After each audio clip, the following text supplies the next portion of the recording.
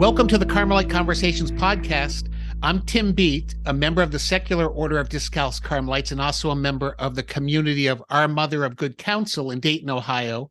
This podcast is one of our apostolates to teach people about Carmelite spirituality.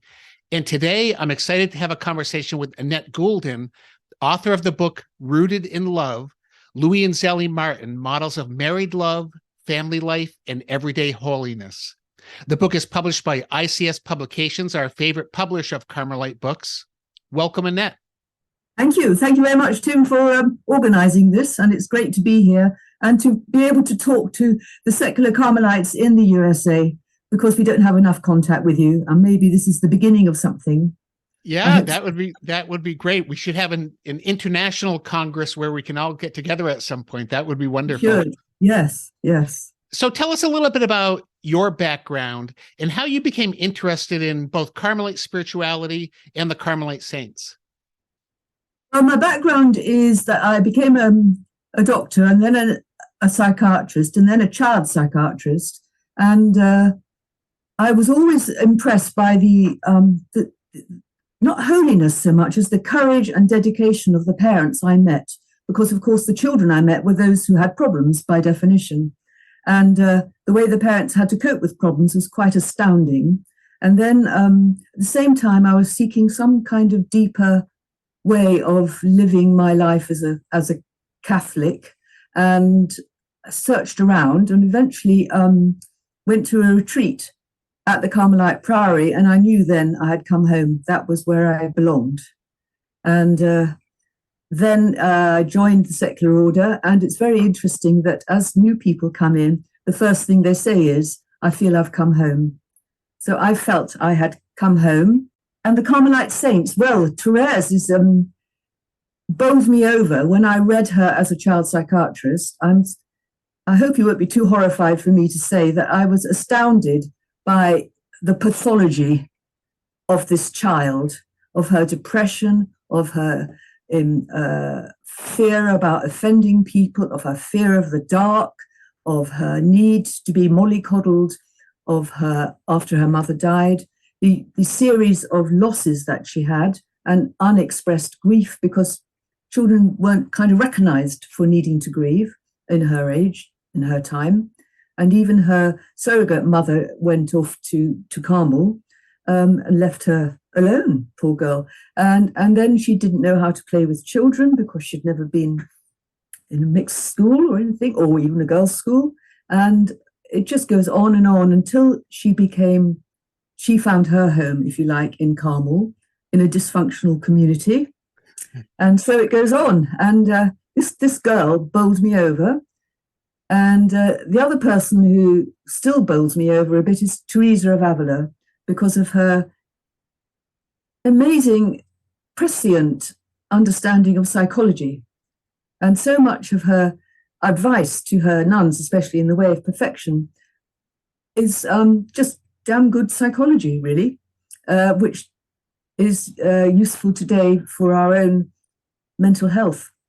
I think a lot of times we forget, because they're saints and they had so much holiness and so much perfection in their lives, we forget that they were human and had not only as adults, but as you said, as children, and had a lot of struggles and things that they had to overcome, just like you and I.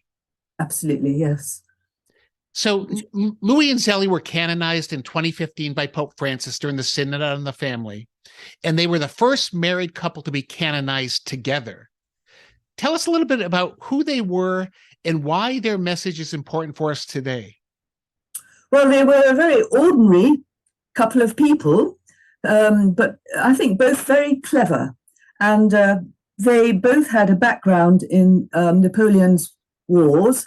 Their great uncles and aunts grandfathers had been even involved in the French Revolution. So they had a very strong both background history in the politics of France. But they met on a bridge and just fell in love, even before Louis's mother had arranged for them to meet. And this was, I wouldn't say pure chance, because of course it was the Holy Spirit, but it was they who made the choice and not Louis's mother. But we mustn't blame her mother, because Louis was the only surviving child of 5 that she had. He was the middle one, and all the others died. So she was very concerned when Louis said, I want to become a monk. And I think probably very relieved when he was turned down, because he didn't have Latin. He left school too early. And his best will in the world and efforts to learn Latin just made him ill. And he realized it wasn't for him. And Zélie wanted to become a nun, but her mother got to see the Mother Superior first, and it is thought that maybe she put her off because Zélie wasn't accepted. We don't know why. And then she realized her true vocation was to have children, and she said, "I realized that all I wanted in my life was to have children to give to God." So they both met on the bridge. Both dealt with tiny little things. She was an artisan in making the famous Alençon lace. He was an artisan in making beautiful and expensive watches and clocks, which he sold to extremely wealthy people. So they then, there was some delay before the children came along, because he thought it was more pure to have what he called a white marriage in those days. But luckily, his confessor put him right on that one, and they started a family. Yeah, so, lucky for us with all those Carmelite daughters. With all those Carmelite daughters, and maybe the next saint was the one who wasn't a Carmelite, Leonie. Yeah, absolutely. So the Martins, they were a fairly wealthy French family, and they lived in Normandy in the 19th century. How would you say, how was their life similar, and how is it different from family life today? Sometimes when you read these things, it seems so far away. You think, well, I didn't have anything in common with them. But in your book, you share some of the ways that they were different, but some of the ways they're similar to our life today. Yes, they suffered many great things in their short married life together. They were only married for 19 years before Zélie died of breast cancer. And then Louis carried on for another, I think about 18 years after that, before he died, bringing up the children on his own. So already that brings us into some link with where things are at the moment. We have single parents, orphan fathers as well as mothers. They suffered the usual worries about their children and their education. 5 children survived, but 4 died. Now, that's a difference. Our death rate is not so high now. It was particularly bad at that time because it was the beginning of the Industrial Revolution, and the railway had just arrived at Alençon, their town, which was a good thing, but it also carried disease. And TB, of course, typhus, syphilis, you name it, it carried it.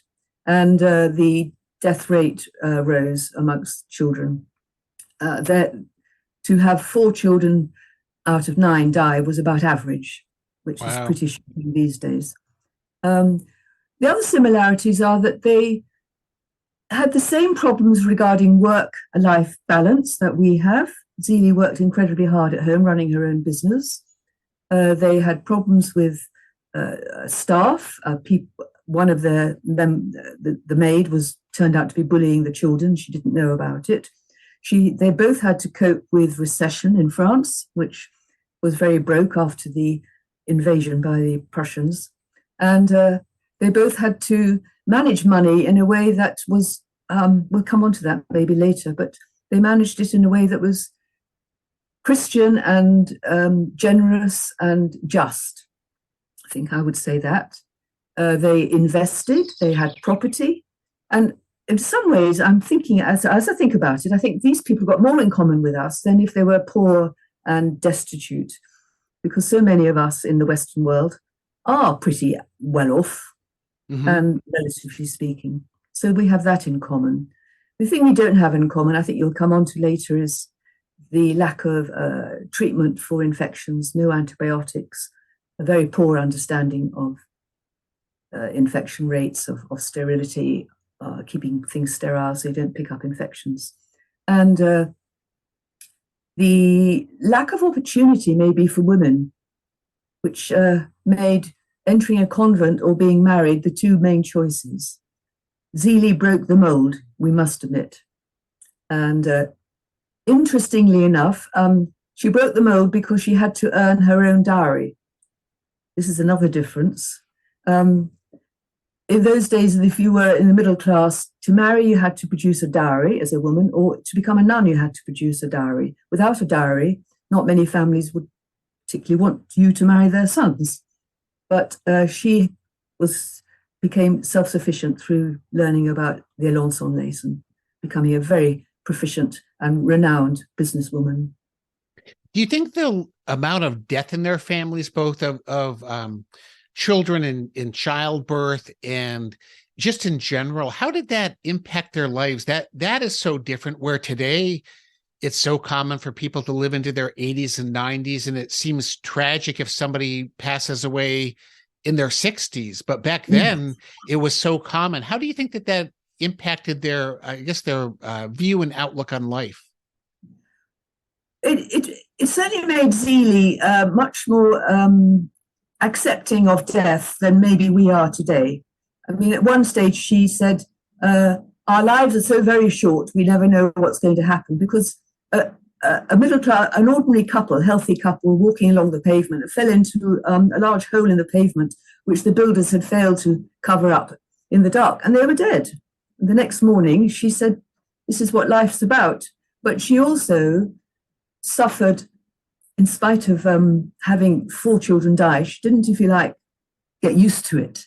Each one caused her the same suffering and grief as if one of our children were today in our families to pass away. And the grief for the death of her father, for example, was very, very poignant. She said she wandered around the graveyard thinking that he was going to re-emerge any minute. She couldn't believe that he was dead. All the actual classic symptoms of grief she went through. And when her 5-year-old daughter, Helene, died, we think she might have had leukemia or something. We don't know why she died age 5. Her mother just said, I want to die. I want to be with her. And so she, although it was around her, each one hit her very, very deeply.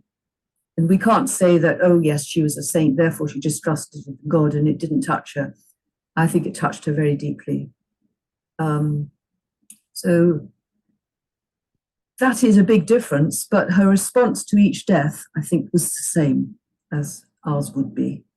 I wonder if it taught them resilience a lot earlier. It reminds me of Thérèse of Lisieux talking about, her determination. Yes. And when you have things like that, the resilience that you can go one of two ways, I guess. You can become more resilient with that, or you can give up, Yes. where you have so much trauma in your life on such a regular basis, not knowing. I mean, for most of us today, we don't really think about, will somebody in the family pass away? It would be such a surprise. But back then, death was kind of around you, kind of that reminder, I guess, that life is short was around you all the time.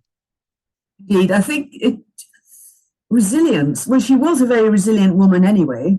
Obviously, she'd had to start being resilient in her teenage years due to lack of dowry and having to get a job and everything. But I think what it did for Zélie and Louis was increase their total trust in God. And this is what's so amazing, that although they were hit very hard, they had a very deep belief that God loved them and would only give them what she said, God only gives us what we can bear. But another time she says, I know that whatever God gives me is due to, is what he is the best for me. In spite of the trauma of going through all these deaths. And certainly Louis, later on in his years, when I think by this time Thérèse had been entered into the Carmel, which made him very distraught, actually. He said to God, he prayed to God and said, dear God, I am just too happy in spite of everything that's happened to me. So their faith and their unlimited trust in God is what enabled them to pull through, I think, and not to give up, as you mentioned. So they, in many ways, they're similar to us today. On the other hand, they have 3 canonized saints in the family, 1 doctor of the church, 4 daughters who became Carmelite nuns, and 1 who's recognized as a servant of God and whose cause for beatification is underway. When you look at all those things, it seems like, boy, this is an impossible act to follow. Is that the case? We don't know, do we? I mean, we don't know how many of our children are going to become saints, do we? And they didn't know either. They just did the best they could under very, very difficult circumstances. And it's interesting that an awful lot was packed into their short marriage, relatively short marriage. I think of them as a concertina, you know, the piano accordions. Uh-huh. And when you push it in, it's very short. But when you pull it out, you get all the sound, the music, and then you play the buttons and you get tunes. And in that short marriage, they concentrated so many experiences that none of us could possibly envisage going through all that in our short married life. But I think God, in a way, does that with people who he's going to raise up as examples to us and inspiration to us. It was the same for Thérèse. I mean, she died aged 24, and she's a doctor of the church. In such a short life, she became such a great influence on us, for us. So, first of all, we don't know. Secondly, the way they influence their children to, if you like, enable them to dedicate their own lives to God was just through their example, not through their preaching. I think it was St. Francis who said, I preach, and if I must, I'll speak with words. Because they preached, if you like, just through their example. And Thérèse, when she was very tiny, was desperate to go to Mass with her mum in the morning. They both went to the 5:30 Mass every morning. The neighbours used to say they could time their clocks by the front door closing. Because that was the workers' Mass. They were going with the working classes, which was, other people would go to a later Mass, which would be more for the bourgeois. And their whole life was centered on this, as I said, trust in God, but in a kind of joyful prayer and joy with being with their children, joy with playing with their children, giving them attention. Every night, Zélie would be up saying the prayers with her children. Sunday afternoons would be sitting around the fire, roasting chestnuts, and Dad singing. He had a great voice, singing songs and telling stories. He was a great craftsman. He used to make little toys for the children. He used to play in the garden with them. He gave them pets to play with. It rubbed off on these children as being an example of the love of God the Father and of Mum. But of course, for Thérèse in particular, she was only 4.5 when her mum died. But that gives us heart, because all we've got to do is be the best parents we can. And I see it all the time. I see it in my own children and their wives. They're just amazing the way parents give their lives for their children these days, far more than I did, I think. So what does you talked about Louis a little bit and the family. We don't have as many models maybe today, or we need more models for married men. Talk about Louis a little bit. How can he be a saint for men to turn to when things get tough? I think that's a very good question, because you're quite right. There aren't enough men around, and male saints, if you like, single married men. But I've given it some thought. I think one thing is he was adaptable. He was always searching for God's will. And when things didn't turn out the way he wanted them to, he moved on to something else. He didn't kind of get stuck. So he wanted to become a monk, as I said, at Mount St. Bernard, the wonderful pass in Switzerland. He loved the mountains. He loved the open air. He loved walking. It was just the place for him, but he couldn't get the Latin, so they wouldn't have him. So then he decided to become a clockmaker like his uncle. Then he wanted to be a kind of lay monk and live a life of prayer and work. But as I've mentioned, fell in love with this gorgeous woman called Zélie. And then he wanted to have his white marriage, and then that got changed. And we see a man coming with a lot of ideals into marriage, who then has to adjust. And as the children came along, he had to adjust even further. And then the greatest adjustment, of course, when his wife died. I think maybe that's a model for us. But before she died, he adjusted his own work style to support her job. So he is a model of caring for his wife, caring for his children, and just enjoying them, and giving them an example of prayer and sacramental life. Right, because when her business became so successful that he sold his to help her. Yes, he sold it in order to give her more work, because if he did, he went off to the big shops in Paris and drummed up more business for her. So she was absolutely overwhelmed by the end. The Alençon lace was even exhibited at the Great London Exhibition at Crystal Palace. So she was very well known. So yes, it's an example of resilience. You've mentioned that word, resilience, and adaptability and response to whatever life threw at him. But in my mind, he came into his own, sadly, I suppose, when his wife died, and he had to be the only parent. And then he was very practical. He moved to Lisieux to be near his brother-in-law, to enable the children to have cousins nearby. And this is where we learn about his evenings around the fire with the children, with him playing in the garden with their pets, their jackdaw, their dogs, their everything.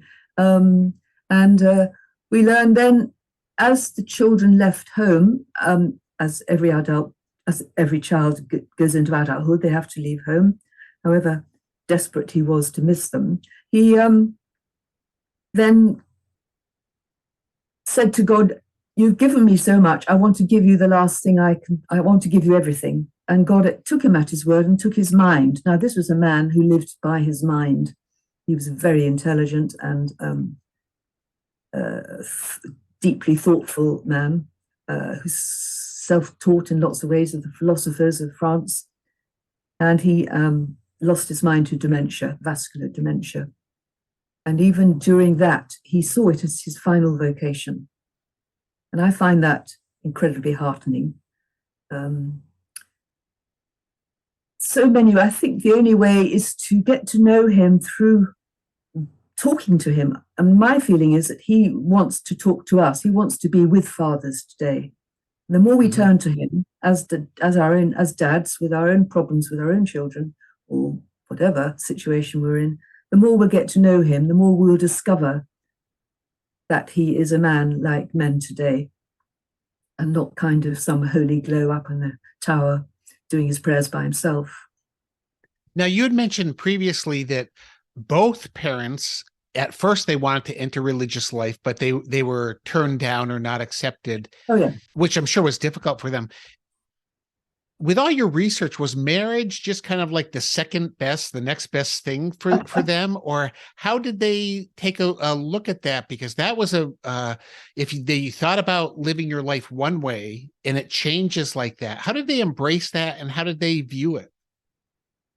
Well, I did wonder that myself to start with, I must say. But Zélie makes it very clear that, in a sense, being turned down freed her to discover her vocation, which was to have children. In her depth of her heart, she knew that.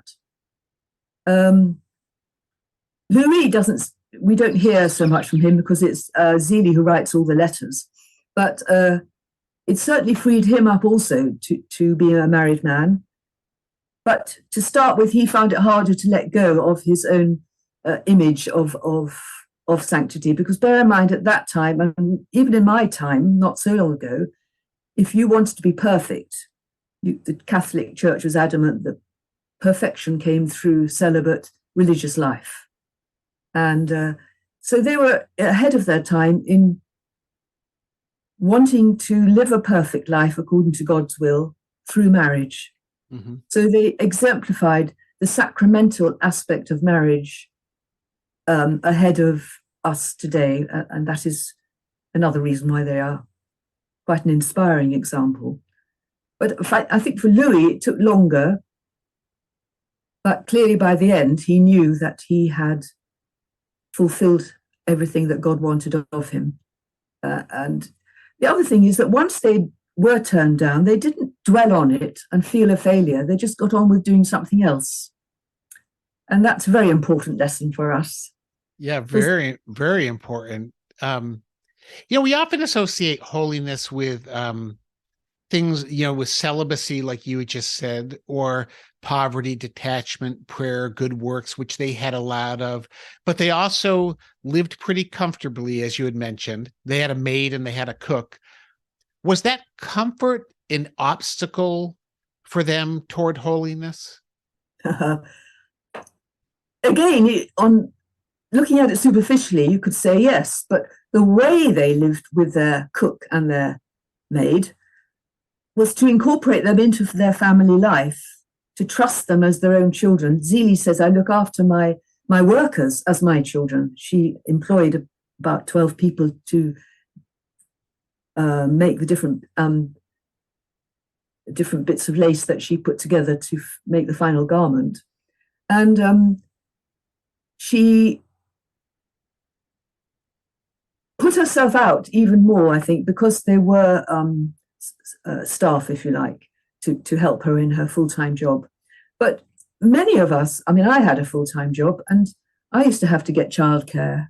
So I had employed somebody too. And how many of us do now? We have live-in nannies or whatever. If you're working full-time, you need some help. So in that sense, it was not so different. For them, the generosity and their what would you say, planned use of money without being a servant to money, made wealth a step towards sanctity, not a step away from it.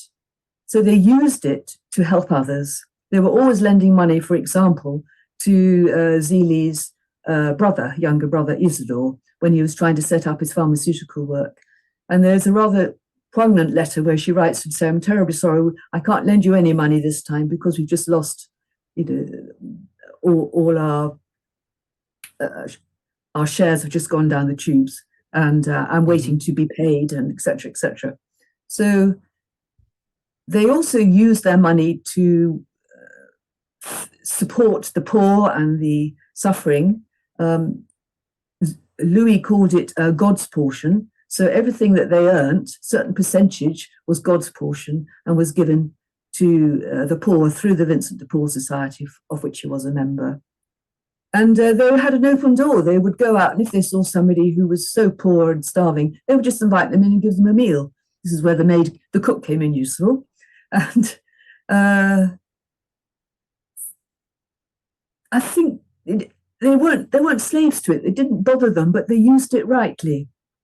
In the end, Zélie was extremely wealthy. She worked so hard. She'd already paid the dowries for all her children, enough for their dowries. And she often complained that she was a slave to her work. But the money wasn't the main issue for them. It really sounds like they had a good handle on being detached and detachment in their lives, whether it was not being accepted into a religious order and accepting it and detaching from that and moving on, or whether it was their money. Yep. That's another way, I guess, they're a great model for us today, because certainly as parents, detachment is so important. Obviously, not that we don't love our children, but there are so many things today, even more things to become attached to, than there were back then when life was a little bit simpler. We talked a little bit about the the life expectancy and how unpredictable death was, because they didn't have antibiotics and you couldn't get immunized. They didn't know how to sterilize things and have all the modern medicine today. How did those type of things impact them as parents in taking care of their children? It seems like it would certainly make it more difficult as a parent when you couldn't just call up and get an antibiotic, or today we have access to so many different types of health care, but they didn't have them back then. No, they relied very much on themselves. And Zélie would take advice from her younger brother, who did train as a doctor before he became a pharmacist. But I think it made them much more aware of the balance between life and death. I mean, apart from the three babies that died and the 5-year-old little girl, 3 of the other children were very near death at some stage due to illness. Leonie was very, very poorly. She had eczema for over a year as a baby, completely covered with eczema, and there was no way of treating it apart from wrapping it up in bandages. I think Marie nearly died of typhoid. She got typhoid infection and sent to school. And then there's the whole question of the feeding of the infants because of gastroenteritis. If they were not breastfed, and Zélie could no longer breastfeed after she had Leonie, because maybe at that stage the cancer was affecting her. So they lived in a realization that death could actually take their children away any time. And for Louis, he felt so helpless. He would just go on a pilgrimage to pray to Our Lady, which perhaps that was the best thing he could do. But again, they just had to trust that God would protect their children if he wanted them to live. And they did practical things. I mean, for example, Pauline wasn't allowed home during a whole Easter holiday because Marie was ill in bed, and they had some inclination. Mum thought that if she came home, she might pick it up. So there was some understanding of disease. So one question that a lot of people have is they wonder whether Louis and Zélie were canonized because they were the parents of Saint Thérèse. You know, you have so many in one family, which is so unusual. What do you think the relationship was there between in their canonization? Certainly they were known. We know who they are because of Saint Thérèse, but did that impact the canonization in your opinion? No, I think they were judged, if you like, on their own merits. If they were judged to be saints due to Thérèse, then none of us have got any hope, of course, because we can't produce another Thérèse. So it had to be completely on their own merits. And certainly the first stage, I think, is called heroic virtue. You put forward to somebody in the first stage on the path to sanctity as a person of heroic virtue. Now, I've mentioned this concertina effect. In their short married life together and Louis' long balancing span of life as a single father, they concentrated so many aspects of this determination, trusting God, coping with huge setbacks, war. The Prussians invaded Alençon and the town was shelled, and we haven't even looked at the impact of war on this family. But the heroic virtue that they displayed through the very things we've been talking about, Tim, the everyday aspects of family life, of educating your children, of caring for them when they're sick, this is what made them saints. And they did not know that Thérèse, the last thing they thought was Thérèse was going to be a saint. I mean, she was just a 15-year-old girl after all. They didn't know that Marie wasn't going to become a nun. She was going to get married. She was far too fond of dancing and pretty dresses. Pauline always wanted to become a nun, but they didn't think she'd be a Carmelite. And Céline was just left behind, and she joined her sisters later, but she was very uncertain about whether that was her calling. I guess that's one thing about being a parent, that you're always surprised by what your kids do and decide to do, or how they change their minds. It's always there's certainly no way to know that for sure, and the Martins were no different than us. No, but what they did do is give their children the freedom to choose. And what Zélie did do was arrange for her children to have a spiritual director who was very much part of their family. And I think he did influence Marie to realize she had a vocation, but didn't force her. So they set the path for their children towards whatever they wanted to do. Are there any other aspects of the Martins' family life that are important for us today? Well, we haven't discussed Zélie's response to untreatable breast cancer, but her response was very much our response today. If I were to be told I had inoperable breast cancer tomorrow, my response would be very similar to hers, a sort of denial and then realization and then searching for every way that one can get treated. We didn't mention when talking about antibiotics that, of course, any hospital admission, 50% of the people, and this is 50%, it has been shown, came out feet first because infection rates in hospitals were just huge. We've mentioned Louis' response to dementia.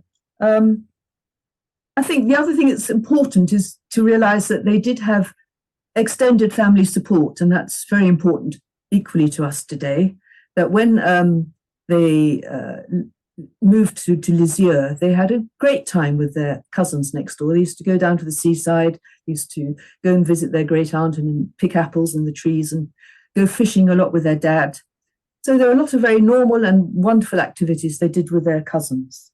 And then the other aspect we've not really mentioned is the difficulties that they had with Leonie, who had developmental delay. Again, quite a common problem these days. And the impact that had on her education and her behavior, really. And Mum, if anybody were to make anybody a saint, I would say Leonie made her mother a saint, not the other way around, because of the challenges she put her through. And this is very reassuring. When you've got a child for whom you feel nothing works, that you're hopeless as a mother, you're a failure, or as a father. Zélie went through all that with Leonie, and Leonie will be the next canonized saint in this family. But not because of Mum, but because Leonie's effect on Mum made her a saint, I think. Well, you've written a wonderful book. I know our listeners are going to want to read this. And there are so many details in this about their family life that are surprising and reassuring and make you feel like our family could be like that. We can follow in their footsteps, because so much of it was in just in simplicity. So Annette, thank you for being with us today on the Carmelite Conversations podcast. Rooted in Love is available from ICS Publications and on Amazon. Are there other places that listeners can find it to pick up a copy? Yes, there are, yes. But they're in England, of course. There's Carmelite Book Service at the Oxford Priory, Carmelite Priory, and Blackwell's in Oxford also sells it. Slightly cheaper, I might add. So that's two sources in England. That's wonderful. Well, we will include links to Rooted in Love in the show notes. And thanks for listening to this episode of Carmelite Conversations. Thank you very much, Tim, and thank you everybody who's been listening.